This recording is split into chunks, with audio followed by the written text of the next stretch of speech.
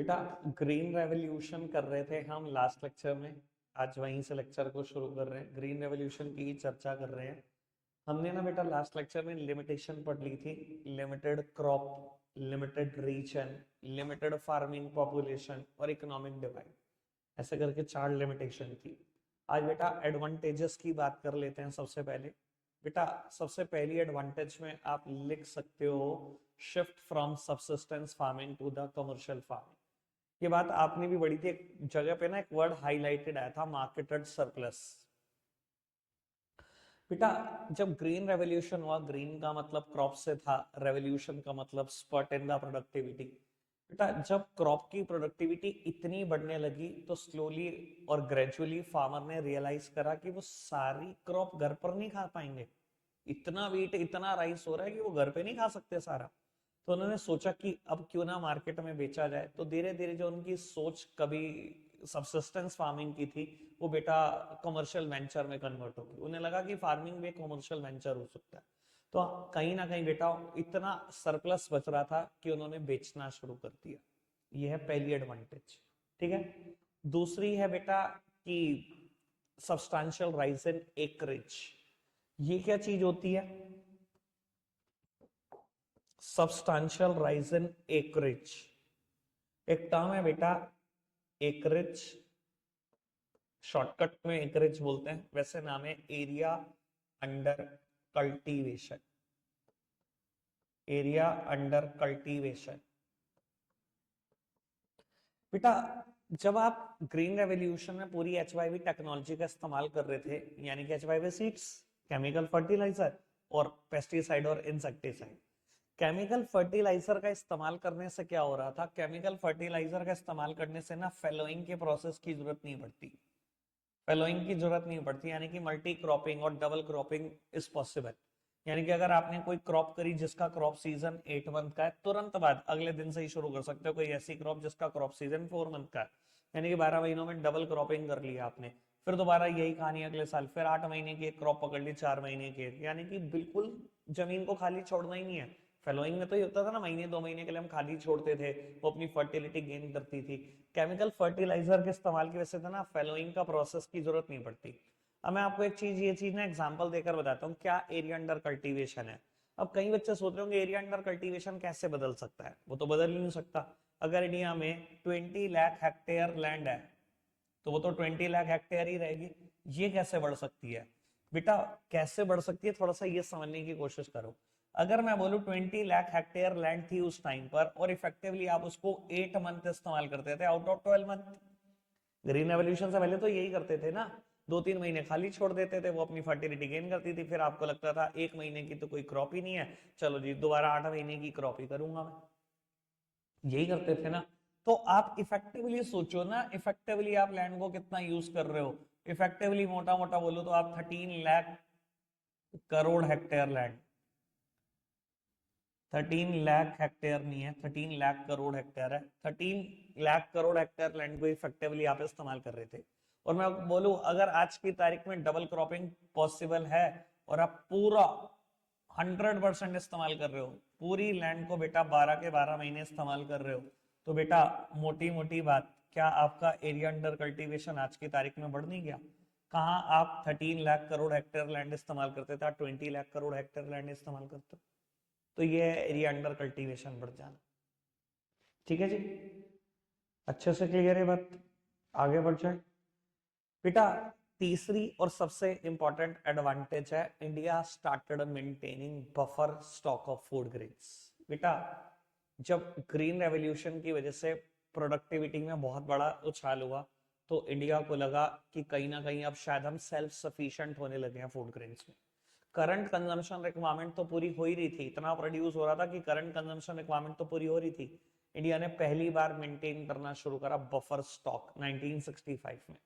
ठीक है जी, और बहुत सारा बफर बचा इंडिया के पास कि अगर कोई नेचुरल कैलामिटी भी होती है या कोई और देश हमें सपोर्ट नहीं करता, तब भी हमारे पास खाने के लिए बहुत था। वहां से इंडिया के सेल्फ सफिशिएंसी की भी शुरुआत हो गई, वहां से इंडिया सेल्फ सफिशिएंट बन गया। ठीक है जी, ये 3 एडवांटेज थी, 4 लिमिटेशन कल पलटी थी। आगे बढ़ जाए बेटा। टॉपिक अगला मोस्ट इंपॉर्टेंट है, डिबेट ओवर सब्सिडीज। लो जी, पढ़ना शुरू करेंगे। करो जी श्री गणेश का डिबेट ओवर सब्सिडीज। अब फर्टिलाइजर इंडस्ट्री को जो सब्सिडीज, जो केमिकल फर्टिलाइजर परचेज करने के लिए जो फार्मर को सब्सिडीज दी जा रही थी, उसके ना प्रोज एंड कॉन्स हैं कुछ। बहुत सारे इकोनॉमिस्ट फेवर में बोलते रहे हैं कि सब्सिडी मिलनी चाहिए, बहुत सारे लोग अगेंस्ट बोलते रहे हैं कि सब्सिडी नहीं देनी चाहिए। अब बेटा कम से कम दो दो बातें आपने पढ़ी हैं और ये लिखनी है दो दो, ठीक है। नोट्स में भी नोट डाउन करा दूंगा जब पास्ट ईयर क्वेश्चन से पढ़ेंगे, लेकिन फिलहाल अभी ऐसे ही समझ लेते हैं बेटा। अच्छा आपको क्या लगता है सब्सिडी क्यों देनी चाहिए? आपने क्या पढ़ा ऐसा कि सब्सिडी कंटिन्यू रखे गवर्नमेंट? एक बात ये आई थी सबसे पहले कि ना टेक्नोलॉजी का फार्मिंग में यूज होना, पहले से ही फार्मिंग बहुत रिस्की है और टेक्नोलॉजी का यूज करेंगे फार्मिंग में तो और उसको रिस्की ऑक्यूपेशन बना देगा, ठीक है जी। और अगर हम सब्सिडी नहीं देते ना तो फार्मर शायद कभी इस्तेमाल नहीं करता। दैट्स वाई फार्मिंग में ना अगर टेक्नोलॉजी का इस्तेमाल कराना है आपको, ये केमिकल फर्टिलाइजर का इस्तेमाल कराना है, तो सब्सिडी कंटिन्यू रहनी चाहिए, वरना कोई इस्तेमाल नहीं करेगा उसका, ठीक है जी। एक तो लॉजिक ये है कि चलो देनी चाहिए सब्सिडी। एक और लॉजिक भी है सब्सिडी देने का, आप बताओ क्या पढ़ा आपने और क्यों देनी चाहिए सब्सिडी?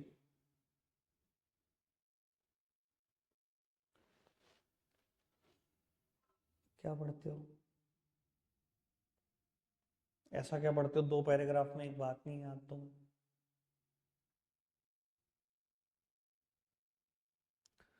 रिच फार्मर और पुअर फार्मर के बीच खाई बहुत बड़ी है, ठीक है जी। अगर फर्टिलाइजर महंगा रहता तो यूज कौन करता? सिर्फ रिच फार्मर। अगर ये यूज करेगा केमिकल फर्टिलाइजर को तो भैया आप समझ सकते हो, अगर यूज यही करेगा फायदा भी इसी को ज्यादा मिलेगा, इसी की फार्मलैंड पे ज्यादा प्रोड्यूस होगी, बेचेगा भी यही ज्यादा, कमाएगा भी यही ज्यादा, ये तो और रिच होगा। और पुअर ना तो फर्टिलाइजर खरीद पाएगा, ना ही बहुत ज्यादा क्रॉप होगी, ये तो और पुअर होता चला जाएगा। यानी कि जो गल्फ है, ये जो खाई है, ये और बढ़ती चली जाएगी, ये हमारे इक्विटी के प्रिंसिपल को पूरा नहीं करेगी फिर, इसलिए सब्सिडी देना जरूरी है। और ये बात ना मतलब क्या बोलूं मैं, लास्ट पैराग्राफ में बिल्कुल लास्ट में ही थी, तो क्या ही बोलना चाहिए तुम्हारे को, बस क्या बोलूं। ये पढ़ना, most farmer are very poor.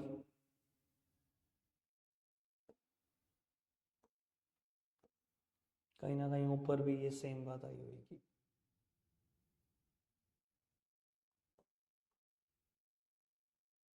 यहाँ पर तो कंफर्म है ये बात। ये देखो इनइक्वालिटी बढ़ेगी रिच और पुअर की, इक्विटी का गोल वॉयलेट होगा, सारी बात आई हुई थी ये, ठीक है जी। दो वजहें जिसकी वजह से सब्सिडी कंटिन्यू रहनी चाहिए हमने पढ़ ली। दो वजहें बेटा सब्सिडी के अगेंस्ट भी हैं। सबसे पहला फायदा बेटा, बहुत ज्यादा लोगों ने ये देखा कि सब्सिडी का जो फायदा फार्मर को मिलना चाहिए ना, वो फार्मर से ज्यादा फर्टिलाइजर इंडस्ट्री को मिल रहा है, ठीक है ना जी। फर्टिलाइजर दबा दब बिक रहे हैं, ठीक है ना। बिग फार्मर ज्यादा फर्टिलाइजर पे सब्सिडी क्लेम कर पा रहे हैं, जो छोटे फार्मर है, स्मॉल और मार्जिनल फार्मर है, उनको इतना बेनिफिट नहीं मिल रहा। फर्टिलाइजर इंडस्ट्री ग्रो कर रही है या बिग फार्मर ग्रो कर रहे हैं, तो इस वजह से इसको बंद कर देना चाहिए। दूसरा बेटा, ये अननेसेसरी का गवर्नमेंट के ऊपर एक फाइनेंशियल बर्डन है, गवर्नमेंट के जबरदस्ती के खर्चे बढ़ रहा है, इस वजह से भी इसको बंद कर देना चाहिए। तो ये दो बातें बिल्कुल अगेंस्ट है और दो बातें जो फेवर में थी वो भी बताती, ठीक है जी।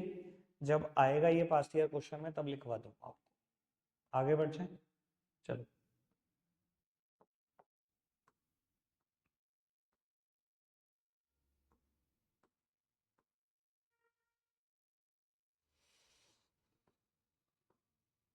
पढ़ना शुरू करना जी, आईपीआर 1956,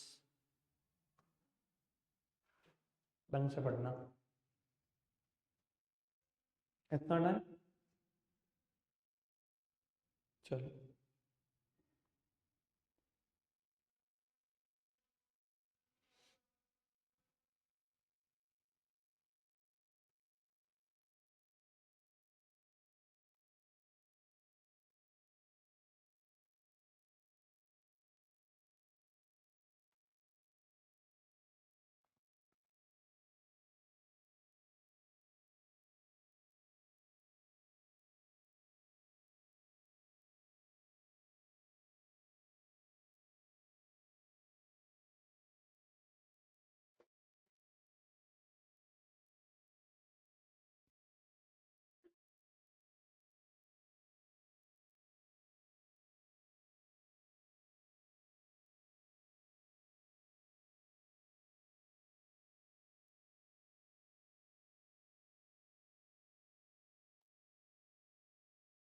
चलो चलो बेटा, IPR 1956 मस्ट कम क्वेश्चन है ये पेपर में, यहाँ से कुछ ना कुछ कंफर्म्ड है मेरे को।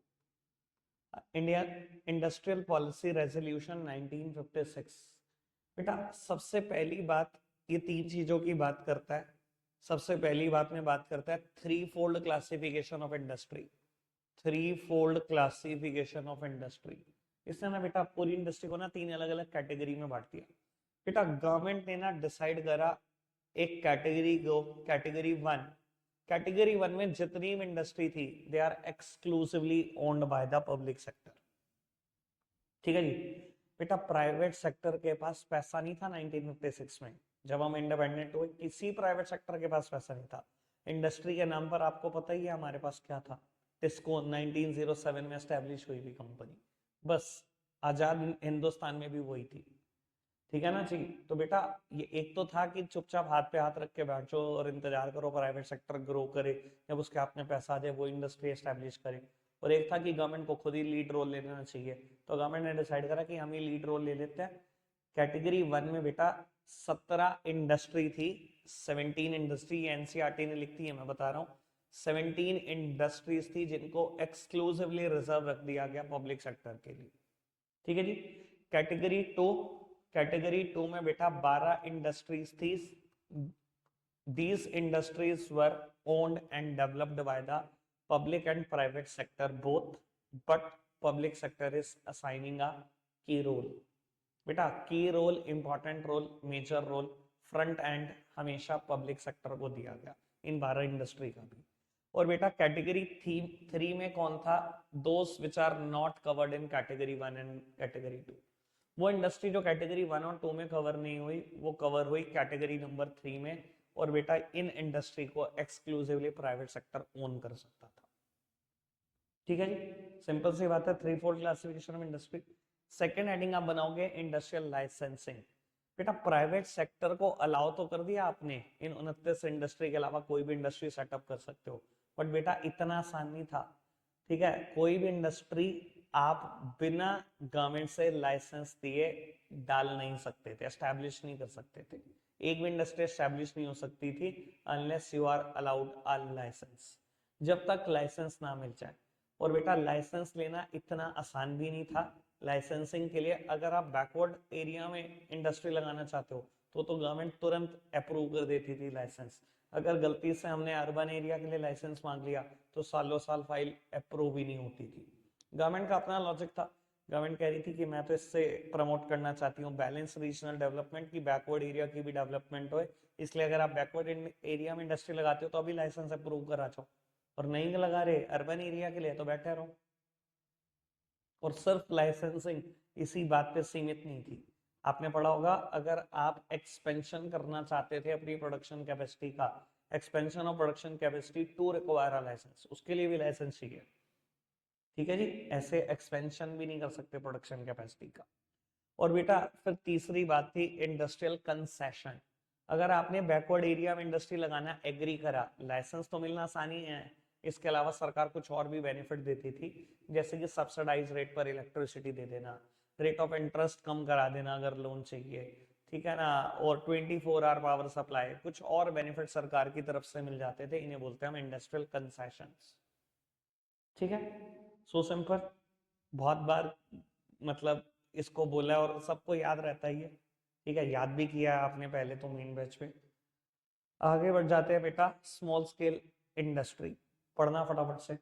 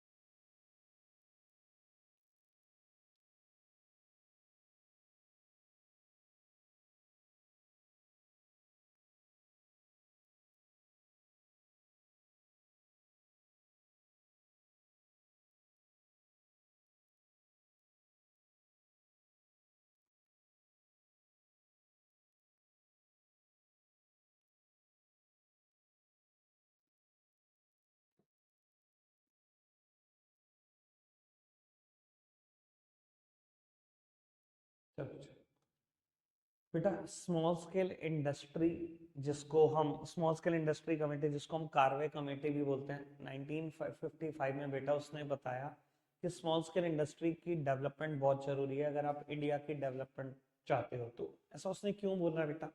3 अलग अलग कारण है उसका ऐसा बोलने के पीछे। अब बेटा सबसे पहले तो यही डिसाइड कर लेते हैं स्मॉल स्केल इंडस्ट्री क्या होती है। देखो, अगर मैं इकोनॉमिस्ट के हिसाब से बोलूँ ना, तो हर कोई इकोनॉमिस्ट ना एक अलग तरीके से स्मॉल स्केल को डिफाइन करता है।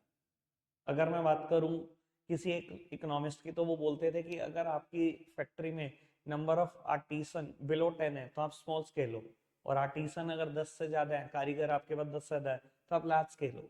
कोई बोलता था अगर आप without the aid of power काम कर रहे हो, बिना पावर के, बिना इलेक्ट्रिसिटी के, तो आप स्मॉल स्केल हो। पावर का इस्तेमाल कर रहे हो तो आप लार्ज स्केल हो। लेकिन गवर्नमेंट ने ये दोनों को मेजर नहीं बनाया। गवर्नमेंट ने मेजर बनाया इन्वेस्टमेंट को। अगर आपकी इन्वेस्टमेंट प्लांट एंड मशीनरी में आज की तारीख में 1 करोड़ से कम है तो आप स्मॉल स्केल हो, और 1 करोड़ से ज्यादा है तो आप लार्ज स्केल हो। सेम लिमिट 1950 में 5 लाख रुपए थी। पढ़ा है ना आपने? अब बेटा क्यों कार्वे कमेटी ने ऐसा बोला कि स्मॉल स्केल इंडस्ट्री की डेवलपमेंट जरूरी है इंडिया की डेवलपमेंट के लिए? बेटा इसके भी 3 कारण है। सबसे पहले बेटा, small scale industry labour intensive है, देयरफॉर एम्प्लॉयमेंट फ्रेंडली है। यार ये सोचो ना, इंडिया को चाहिए क्या, या 1950 में क्या चाहिए था?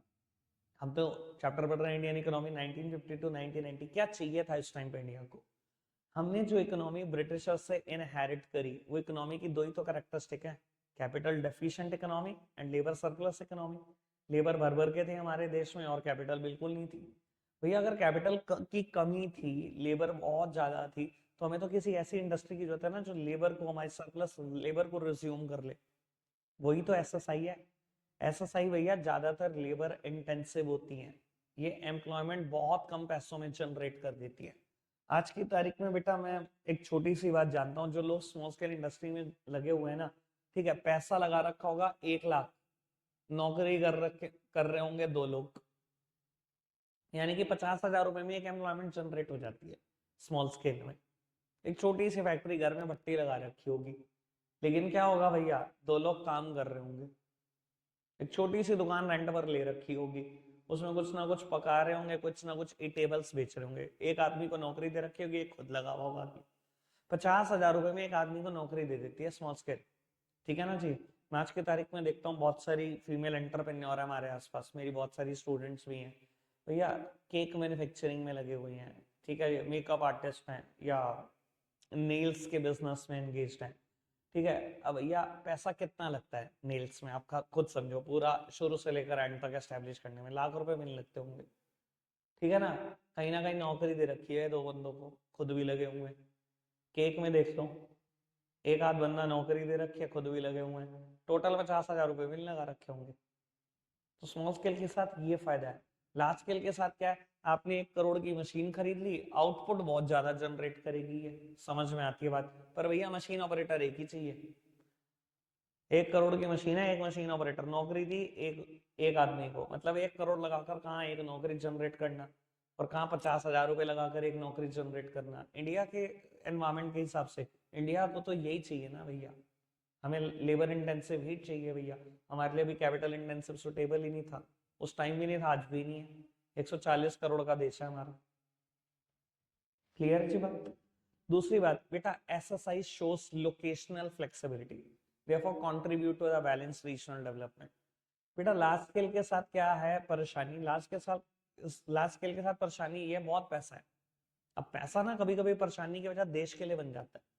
पैसा होने से क्या होता है, आप वहीं पर इंडस्ट्री लगाना चाहते हो जहां पर रॉ मटेरियल मिलता है। मान लो आपके दिमाग में जी मैं कोई स्टील का प्लांट लगाऊं, और मेनली आयरन और कहाँ पर होता है, मान लो जमशेदपुर के आसपास होता है, या मुंबई के किसी पर्टिकुलर इलाके में होता है। हम क्या करेंगे, इंडस्ट्री वहीं लगा लेंगे कि यहीं से आयरन और मिले, यहीं से रॉ मटेरियल मिले, यहीं से फिनिश गुड्स तैयार करे और बेच दे। ट्रांसपोर्टेशन कॉस्ट रिड्यूस करने की कोशिश करता है लार्ज स्केल तो, है ना?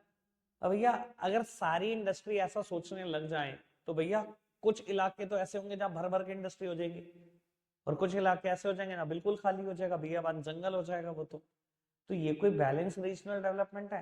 देखो गवर्नमेंट क्या चाहती है, या देश के लिए अच्छा क्या है, कि हर रीजन बराबर डेवलप करे। यही अच्छा ना देश के लिए, और एसएसआई यही तो करती है। एसएसआई शोज लोकेशनल फ्लेक्सिबिलिटी, इन्हें लोकेशन से कोई मतलब ही नहीं होता, इन्हें रॉ मटेरियल से भी कोई मतलब नहीं होता, मेन तो काम ये कारीगरी का करते हैं, रॉ मटेरियल भी बहुत ज्यादा क्वांटिटी में नहीं चाहिए होता, तो ये कहीं पर भी एस्टेब्लिश हो सकता है, शहरों में भी, गांव में भी, आउटस्कर्ट में भी, बैकवर्ड रीजन में भी, बैकवर्ड से भी बैकवर्ड रीजन में एस्टेब्लिश हो सकता है। तो इनको कोई फर्क नहीं पड़ता बेटा, जितनी शहरों की तरक्की इनकी वजह से होती है उतनी गांव की भी तरक्की इनकी वजह से होती है, तो ये कंट्रीब्यूट करते हैं बैलेंस रीजनल डेवलपमेंट में, शायद कार्वे कमेटी इसीलिए इनकी डेवलपमेंट की बात करती थी। तीसरी बात बेटा, एसएसआई के हाथ में कभी भी मनी कंसंट्रेट नहीं होती, जबकि लार्ज स्केल के हाथ में होती है। आज हम बात करें अडानी की, आज हम बात करें अंबानी की, बेटा जितनी इनकी इनकम है उतनी खर्च करते हैं ये, इकोनॉमी ग्रो कर सकती है। मैक्रो इकोनॉमिक्स में आप मेरे से यही पढ़ते हो बेटा, जितना हम खर्चते हैं इकोनॉमी उतना ग्रो करती है, क्योंकि एक इंसान का खर्चा दूसरे की इनकम है। अब इनके हाथ में क्या होता है, 10-10 लाख करोड़ रुपए हैं, खर्च कितना आ रहे हैं, 50,000 करोड़, 1 लाख करोड़, बाकी सब कंसंट्रेट हुए जा रहे हैं इनटू द फ्यू हैंड्स, खर्च नहीं हो रहा, इकोनॉमी में वापसी नहीं आ रहा, इकोनॉमी की ग्रोथ कभी हो ही नहीं सकती। लेकिन आप स्मॉल स्केल की बात करो, भैया इनकम कितनी है, 50,000 रुपए महीना, 70,000 रुपए महीना, खर्चा कितने हैं, लगभग सारा ही खर्चा, जुड़ कुछ नहीं रहा, कंसंट्रेट कुछ नहीं हो रहा, इकोनॉमी इनकी वजह से ग्रो करती है, लार्ज स्केल की वजह से कभी ग्रो नहीं करती। क्लियर है बात, सारे लॉजिक समझ में आए, क्यों कार्वे कमेटी एसएसआई की डेवलपमेंट की बात कर रही थी, देश की डेवलपमेंट के लिए, बेटा देश की डेवलपमेंट के लिए एसएसआई की डेवलपमेंट जरूरी थी, यही 3 कारण है।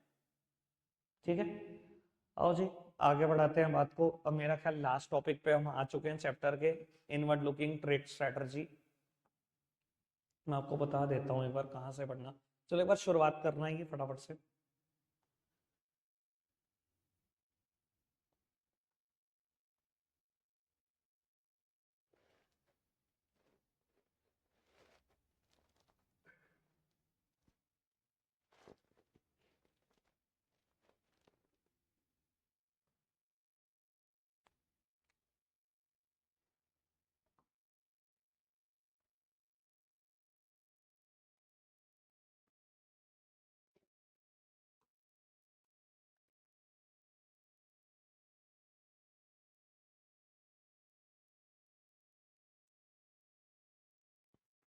ये पैराग्राफ अभी छोड़ भी दो, ये पढ़ना शुरू करना चाहिए।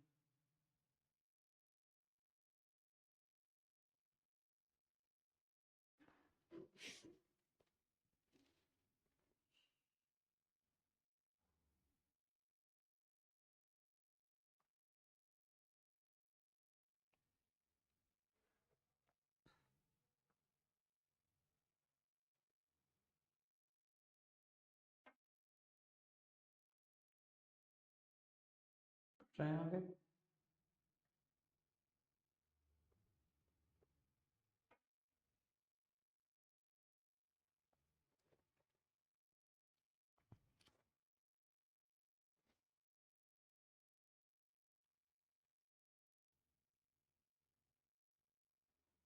पढ़ते रहो एक बार।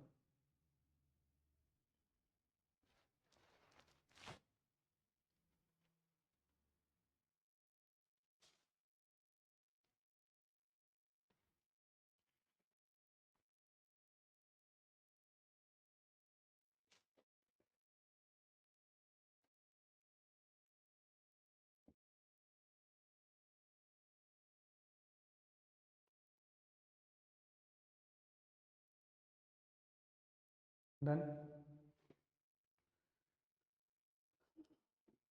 पढ़ते रहो बेटा।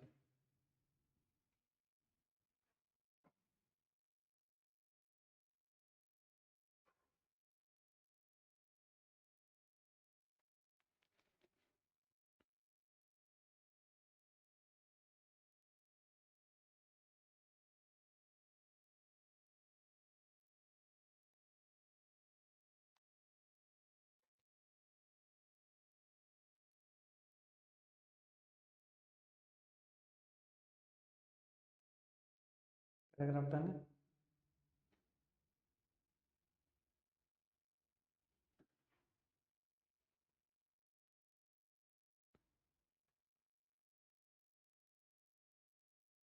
ये पैराग्राफ करके रुक जाओ, डिस्पाइट द लॉसेस तक।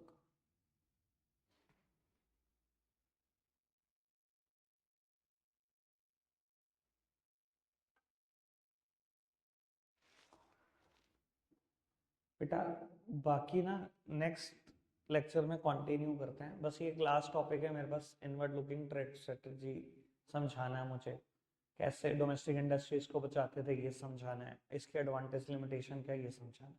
इसके बाद पास्ट ईयर क्वेश्चन स्टार्ट हो जाएंगे, चैप्टर खत्म है ये बिल्कुल। ठीक है, आपने एक टेस्ट भी देना है, बिल्कुल तैयारी रखो, मैंने शायद ट्यूसडे का ही अंदाजा दिया था आपको, ट्यूसडे नहीं तो वेडनेसडे इसका टेस्ट हो जाएगा। लगता है आज के लिए इतना ही है प्यारे बच्चों, बाय।